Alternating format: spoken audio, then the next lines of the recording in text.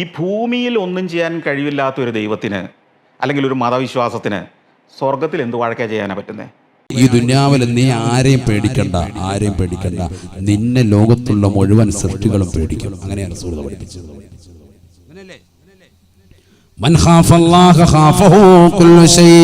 അല്ലാഹുവിനെ പേടിച്ചവനെ ലോകം മുഴുവനും പേടിക്കുമേ എന്ന് ഹബീബായ റസൂലുള്ളാഹി. അള്ളയെ പേടിച്ചവന് ലോകം മുഴുവൻ പേടിക്കും, എല്ലാരും പേടിക്കും. അള്ളാഹെ പേടിക്കണം, എങ്കിലേ രക്ഷപ്പെടുള്ളൂ. പരിശുദ്ധമായ ഖുർആൻ സൂറത്തുൻ നൂറിലൂടെ അല്ലാഹു സുബ്ഹാനഹു വ തആല ഉറപ്പെടുത്തുകയാണ്, ഈ പൗരത്വ ഭേദഗതി ബില്ലും ഈ വിഷയങ്ങളുമായിട്ടൊക്കെ ലോകം മുഴുവൻ ചർച്ച നടക്കുമ്പോൾ ഖുർആനിലേക്ക് നമ്മളത് തിരിഞ്ഞു നോക്കണം. എന്താ ഖുർആൻ പറയുന്നത്? ഖുർആൻ എന്താ പറയുന്നത്? 3 കാര്യങ്ങൾ ഞാൻ നിങ്ങൾക്ക് വാഗ്ദാനം നൽകാൻ. 3 കാര്യങ്ങൾ ഈ കാലഘട്ടത്തിലേക്ക് ചൂണ്ടിയിട്ട് പറയേണ്ടതായ വാക്കാണത്. അല്ലാഹു പറയുന്നു 3 കാര്യങ്ങൾ അല്ലാഹു വാഗ്ദാനം നൽകാൻ, നിങ്ങൾക്ക് ഉറപ്പ് നൽകാൻ. നബിയന റസൂലുള്ളാഹി സ്വല്ലല്ലാഹു അലൈഹി വസല്ലമ തങ്ങൾ ഉറപ്പെടുത്തുകയാണ്, എല്ലാ വിഷമങ്ങളും പ്രയാസങ്ങളും മാറണോ 3 കാര്യങ്ങൾ നിങ്ങൾ മുറുകെ പിടിക്കണേ എന്ന് വിശുദ്ധമായ ഖുർആൻ. 3 കാര്യങ്ങൾ മുറുകെ പിടിച്ചാൽ മതി. 3 കാര്യങ്ങൾ അല്ലാഹു പറയുന്നുണ്ട്, അടിവരയിട്ട് പറയുന്നുണ്ട്. 3 കാര്യങ്ങൾ അല്ലാഹു നിങ്ങൾക്ക് നൽകും. ഈ 3 കാര്യങ്ങൾ നിങ്ങൾ ശ്രദ്ധിച്ചാൽ ഈ കാലഘട്ടത്തിലേക്ക് ചൂണ്ടിയിട്ട് ഏറ്റവും മർമ്മപ്രധാനമായ കാര്യങ്ങളാണ് അതൊക്കെ. സൂറത്തുൻ നൂർ നല്ലതുപോലെ ശ്രദ്ധിക്കണേ. ബിസ്മില്ലാഹിർ റഹ്മാനിർ റഹീം. وعد الله الذين آمنوا منكم وعملوا الصالحات ليستخلفنهم في الأرض كما استخلف الذين من قبلهم وليمكنن لهم دينهم الذي ارتضى لهم وليبدلنهم من بعد خوفهم أمنا يعبدونني لا يشركون بي شيئا ومن كفر بعد ذلك فأولئك هم الظالمون وأقيموا الصلاة وآتوا الزكاة وأطيعوا الرسول لعلكم ترحمون.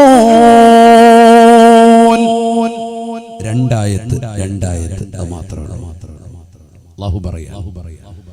وعد الله الذين آمنوا منكم وعملوا الصالحات.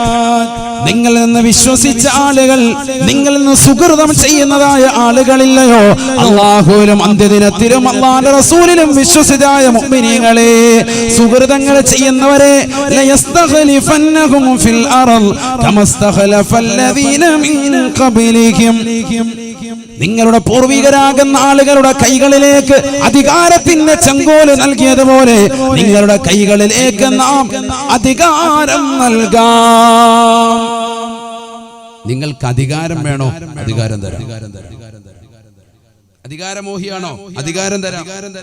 അതല്ല, നിങ്ങൾക്ക് ഈ ഭൗതികമാകുന്ന ലോകത്ത് നിലനിൽപ്പിന് ആവശ്യമായ അധികാരം നിങ്ങൾക്ക് ആവശ്യമാണോ? അത് തരാം. ഖുർആൻ പറയാൻ, അല്ലാഹു പച്ചയ്ക്ക് പറയാൻ, വ്യക്തമായി പറയാൻ, ليستخلفنهم في الأرض كما استخلف الذين من قبلهم.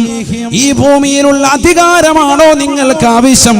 നിങ്ങൾക്ക് അല്ലാഹു വാഗ്ദാനം ചെയ്തിരിക്കുകയാണ്, ഉറപ്പായിട്ടും അല്ലാഹു തരും. അല്ലാഹു പറയാൻ, وَلَيُمَكِّنَنَّ لَهُمْ دِينَهُمُ الَّذِي ارْتَضَى لَهُمْ.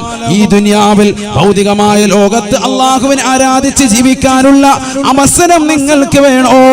അതിനുള്ള സൗകര്യം വേണോ?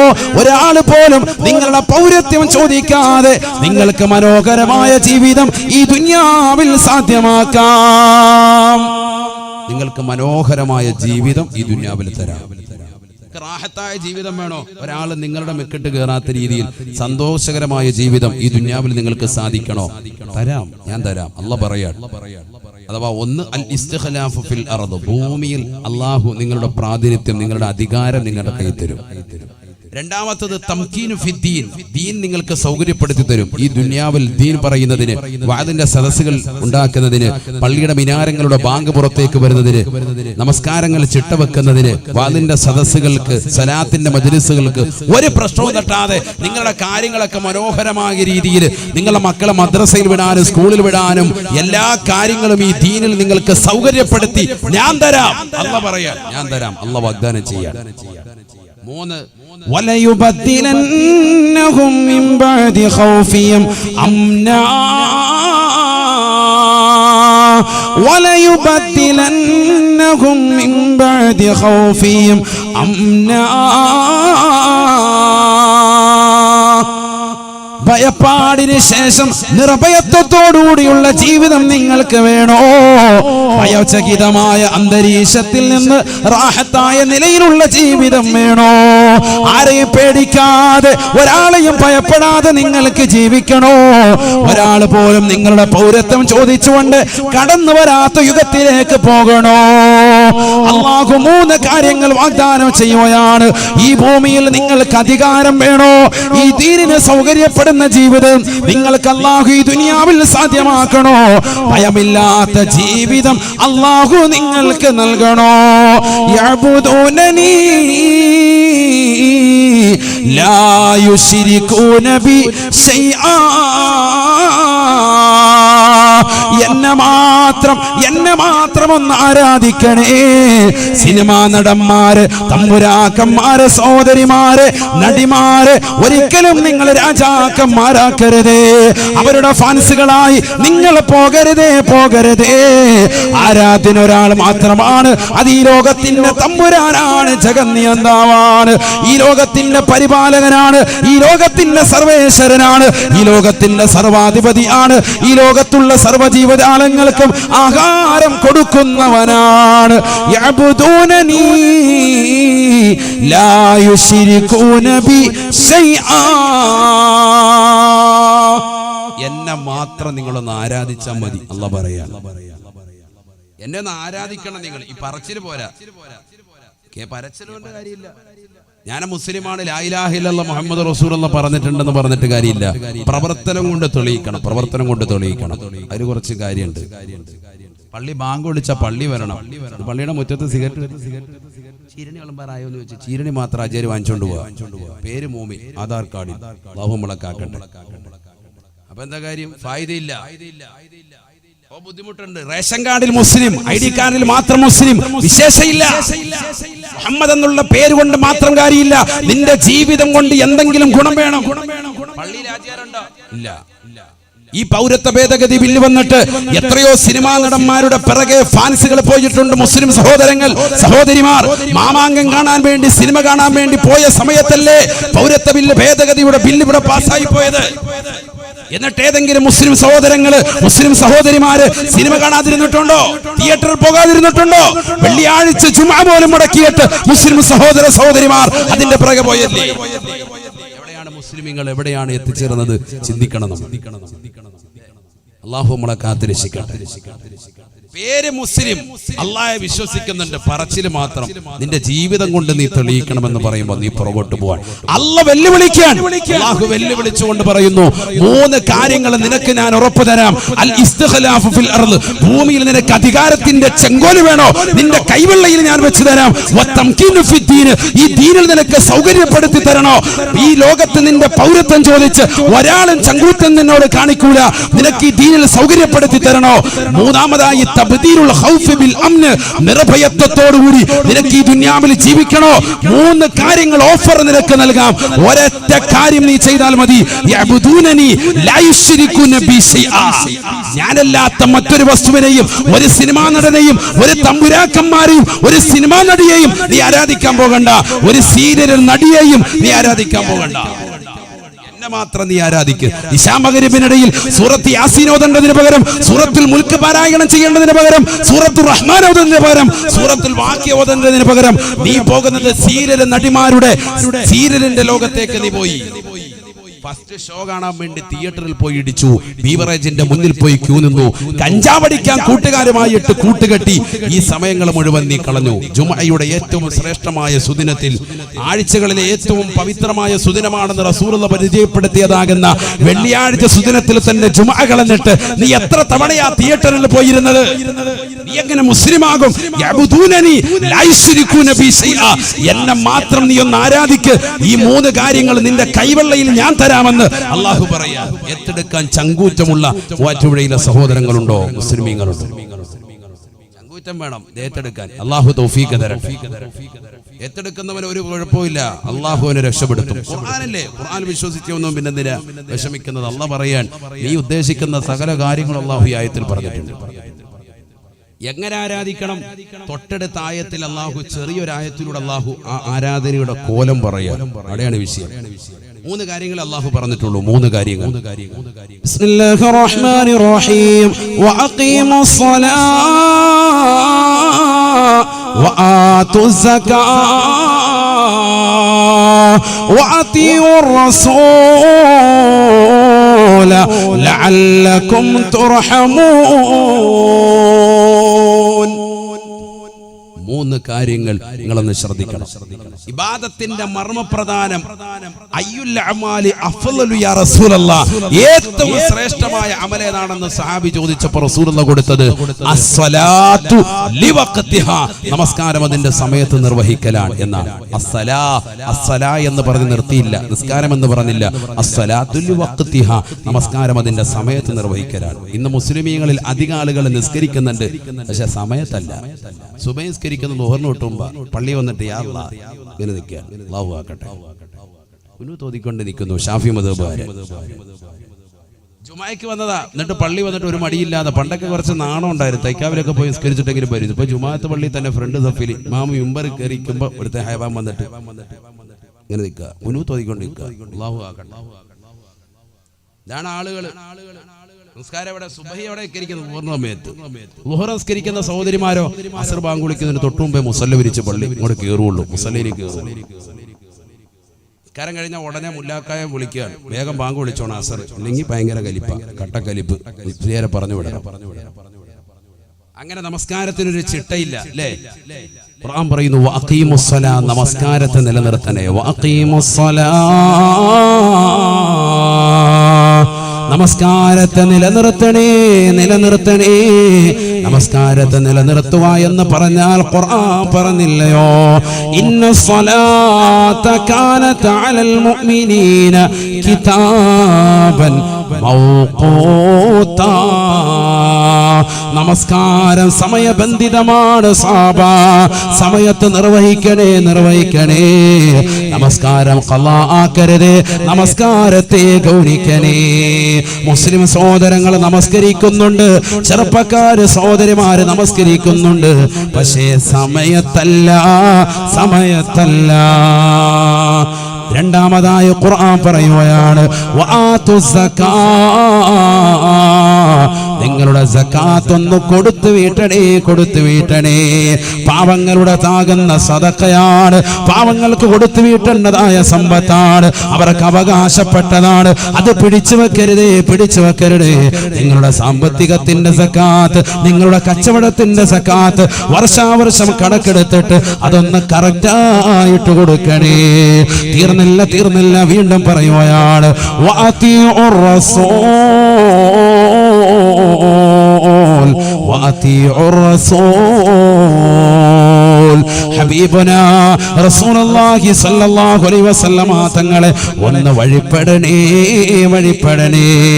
ആ റസൂലുള്ളാഹി നടന്നു നീങ്ങിയ വഴിയിലൂടെ നിങ്ങളൊന്ന് പോകണേ, പോകണേ. എന്നാൽ തീർച്ചയായും ലഅല്ലകും തുർഹമൂൻ, അല്ലാഹു തീർച്ചയായും നിങ്ങൾക്ക് കരുണ ചൊരിയുമേ എന്ന് വിശുദ്ധമായ ഖുർആൻ. റസൂലുള്ള വഴി നടന്ന വഴിയിലൂടെയല്ലാതെ നിങ്ങൾ പോകരുതേ പോകരുതേ.